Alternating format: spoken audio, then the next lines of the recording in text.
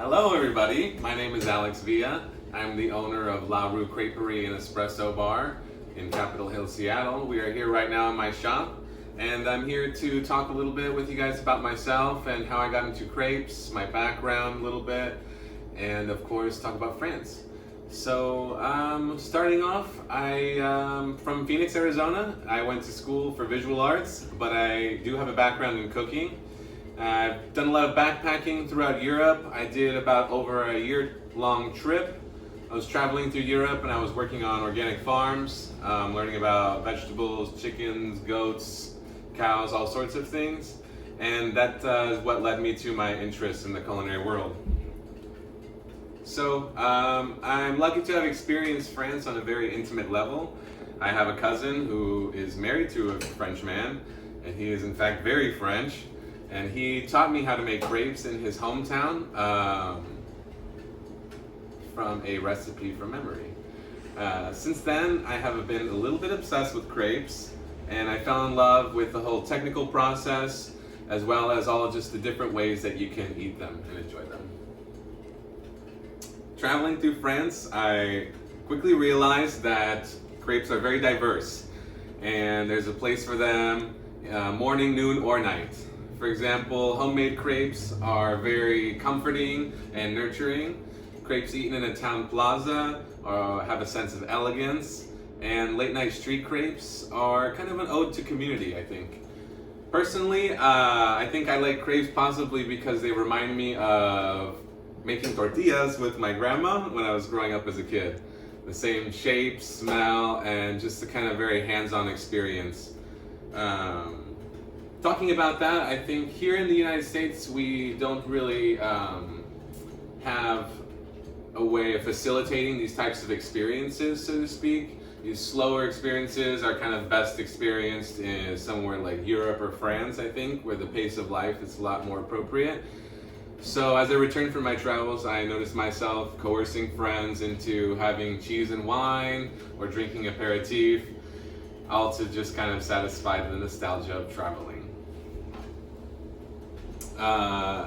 My travels started off in France in the town that my cousin was staying in, Poitiers, and from there I was going to Nantes. I was initially intrigued to go to Nantes and visit there because of a famous art installation called La Machine, but I actually ended up staying for a lot more things, a couple extra nights to visit a famous chateau that the Dukes of Brittany occupied, and that was very special. When I arrived in Saint-Brieuc, I spent a lot of my time working on farms, doing all sorts of work like pushing wheelbarrows of dirt, sharing hand-rolled cigarettes with the neighbor, and cracking a cold beer in the afternoon after working a hard day. On the weekends in the Brittany, I would explore nearby fishing villages and sample delicious seafood from cute little families on the beach, as well as just relax and kind of take in the locals. And after being there and after having moved to Seattle, I actually feel that Brittany and the Pacific Northwest are very similar. Brittany boasts both gorgeous as well as dreary weather that lend to the quaint fisherman town vibes that I happen to find very charming coming from Arizona. And circling back to the business, I did consider tackling the Breton-style crepes at first.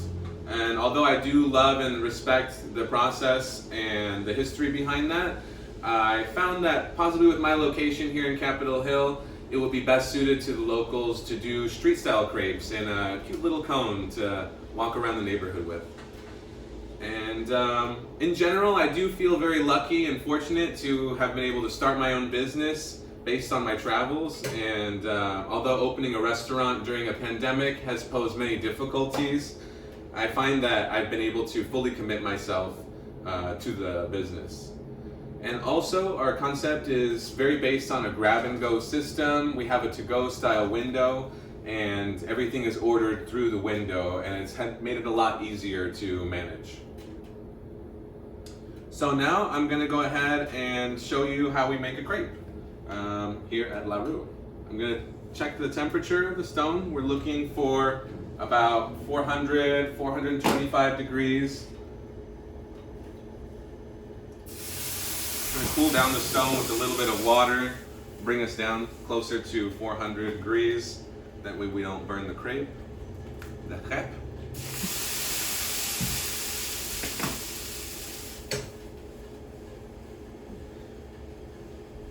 And as well, we're going to want to just lightly grease the stones, just to prevent some sticking from happening. Okay. So our batter, I think, is really nice because it turns out very tender, but it also stays quite substantial in order to deliver a very filling meal. And currently on our menu, we have a few options. Of course, the classic ham and cheese, which we use Jarlsberg cheese, which is a really nice, mild, nutty mixture that complements the actual flavor of the crepe. Finish up here.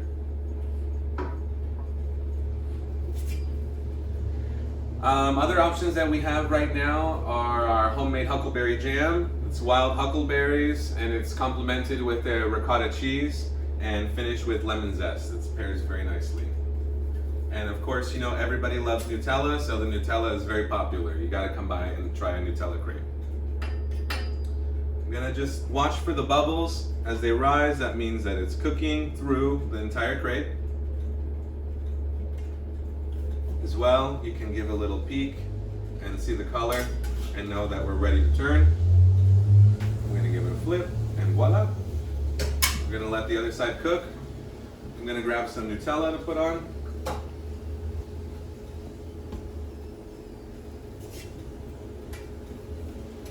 And if you could smell it, it also smells very delicious. It looks like the other side is just about done. I'm gonna go ahead and give it a flip. Nice and flat. Generous portion of Nutella. I'm gonna give it a fold. Reveal the beautiful color. More Nutella. More Nutella. And here I have a banana ready. I'm just gonna put it right there. And we're gonna cut it right onto the grain. I've seen these things in France. They gently scramble the egg on the ham and cheese. They cut the banana on here. I think it's just all kind of a part of the show. So I'm gonna put my ingredients kind of in the middle here. You will see why in a minute.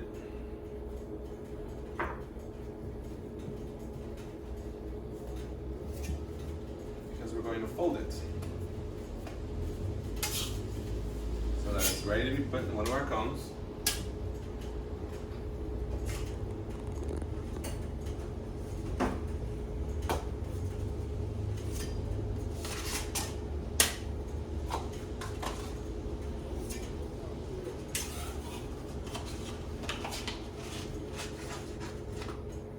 Now the crepe is almost ready. Only needs to be finished with some powdered sugar. So this is how we make the crepes here at La Rue, up in Capitol Hill, Seattle. And I hope you come by and check us out and try a crepe.